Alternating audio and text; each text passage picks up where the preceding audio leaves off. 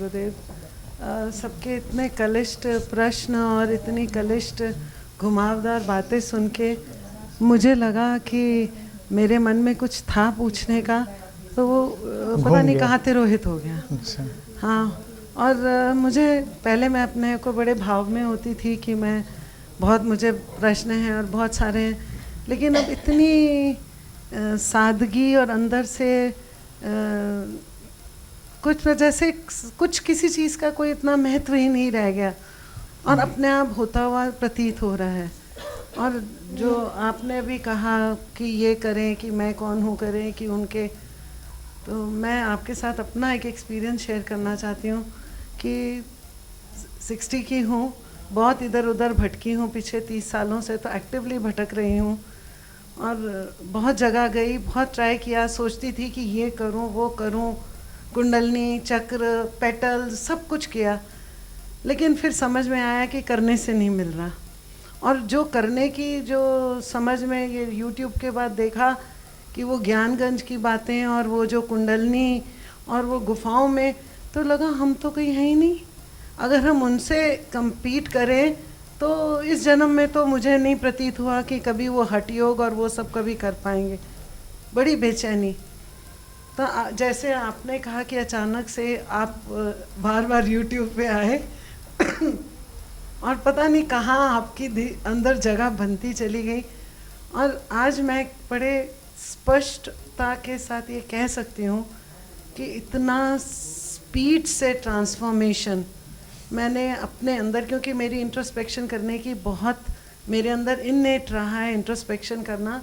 मैं अपने आप से स्तब्ध हूँ कि मैं इतना ट्रांसफॉर्मेशन मेरे अंदर आया है इधर पीछे जब से मैं आपको सुना। और सबसे हैरानगी की बात यह है कि श्रवण के बारे में सुना था ओशो से, लेकिन जाना आपके साथ में है। पता नहीं, मैं बाकी जब भी कुछ पढ़ो या सुनो तो बड़े आराम से मैं उसके बारे में किसी के साथ डिस्कस कर लेती हूँ। आपका सुना हुआ मैं किसी से डिस्कस भी नहीं कर पाती, क्योंकि सच बताऊँ तो मेरे जहन में आपके शब्द और आपके कोई सेंटेंसेस ऐसे नहीं आते जो मेरे लिए बड़ा अलग है मेरा एक्सपीरियंस। पर पता नहीं कहाँ आप क्या कुछ तो आप करते हैं कि सब कुछ हो जाता है।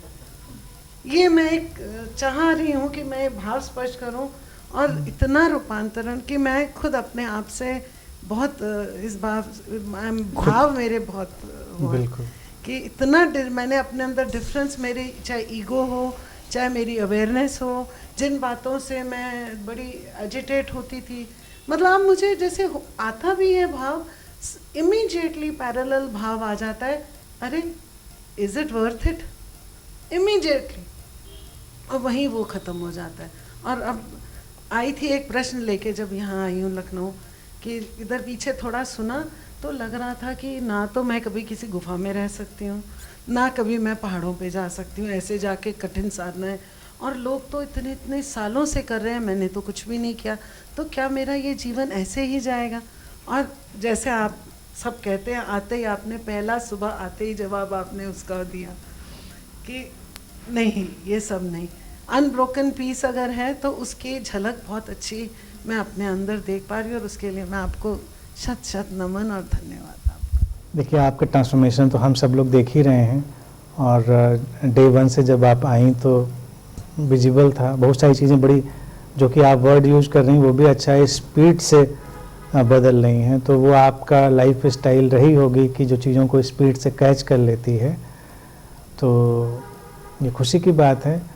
और आपने देखिए रियल फिनोमेना को टच किया, वो बड़ी इम्पोर्टेंट बात है।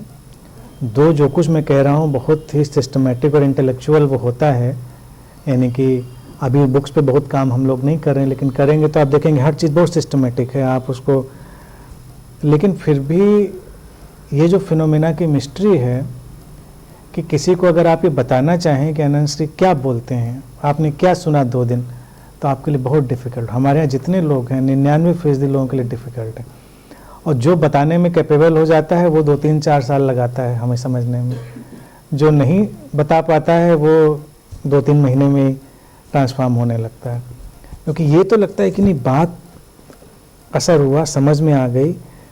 और अब कोई पूछे कि क्या समझ में आ गया, क्या बताया, तो आपके पास नहीं होगा। और कोई सोचे कि बोलते हैं तो हम कितना बोल रहे हैं, घंटों बोल रहे हैं, यहाँ बोल रहे हैं, यूट्यूब पे पढ़ा है, मैंने कहा हज़ारों घंटों की रिकॉर्डिंग पड़ी हुई है, बोले ही बोल रहे हैं, और कोई जिब्रिश तो बोल नहीं रहे हैं, बोल तो बहुत ही सेंसफुल रहे हैं चीज़ें। ये एसेंस को टच करना है। तो जब भी कोई एसेंस को टच करता है तो वर्ड्स इमैटेरियल हो जाते हैं और आपके अंदर वो चीज़ एब्जॉर्ब होती है, और जो फिनोमेना है वो इंटैक्ट वैसे का वैसा ही रहता है, उसमें से आप कुछ डिस्क्राइब नहीं कर सकते। जब कोई बहुत वर्बल हो जाता है तो मैंने देखा कि वो अक्सर एसेंस को लूज कर देता है। जैसे मैं प्रेजेंस की बात करता हूँ, प्रेजेंस के साथ टीचिंग में एसेंस की बात करता हूँ, पर्सन के साथ प्रेजेंस, टीचिंग में essence. Person is not important, presence is important, teaching is not important, essence is important. तो बहुत सारे कल्ट और सत्संग चलते हैं जिनमें लोग किताबें पढ़ते हैं, चिट्ठियाँ पढ़ते हैं, ज्ञान बांटते हैं और वही चर्चाएं करते हैं। तो वहाँ के लोग आप देखेंगे बहुत शैलो, बातें तो दोहराएंगे, बिठाल दो तो मुझसे ज़्यादा वो 4 घंटे प्रवचन दे देंगे।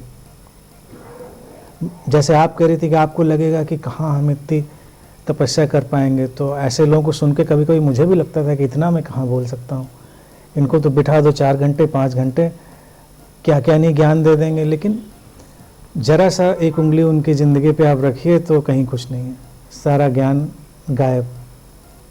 लेकिन ज़बान पे है।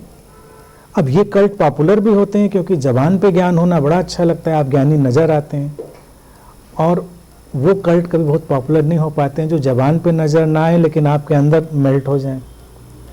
मेरा कहना हु केयर्स ज़बान की, हम मेल्ट हो गया, हम उसको एंजॉय कर रहे हैं, नहीं ज्ञानी कोई समझता हमको ना समझे। भाई आप नहीं मान रहे हमको ज्ञानी, मत मानिए, जाइए, हम तो खुश हैं।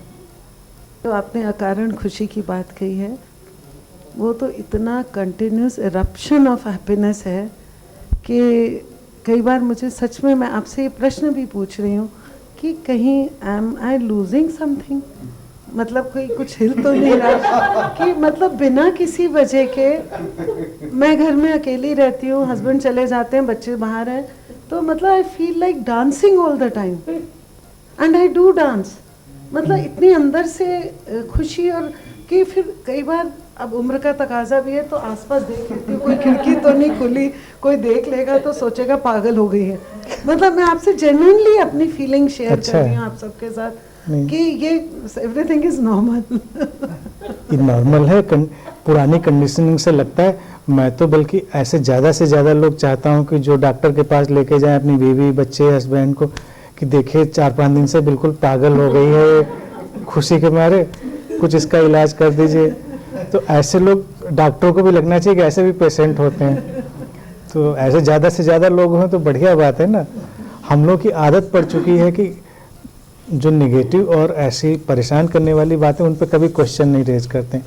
हम अपनी डिप्रेशन पे, अपनी उदासी पे, अपने ग्रीफ पे कभी भी क्वेश्चन नहीं रेज करते कि रियल है कि ये कुछ ऐसे ही आ गया है। लेकिन हैप्पीनेस, पीस पे हमेशा क्वेश्चन रेज करते हैं कि ऐसे ही है कि कुछ ऊपर से हमारे आ गया है। तो एंजॉय करिए, और इसमें बस यही चीज़ है कि वो तो काफ़ी हद तक आपके अंदर मैं समझता हूँ है, और डालिए, किसी की क्या परवाह करना, हम खुश हैं बस इतना काफ़ी है ना।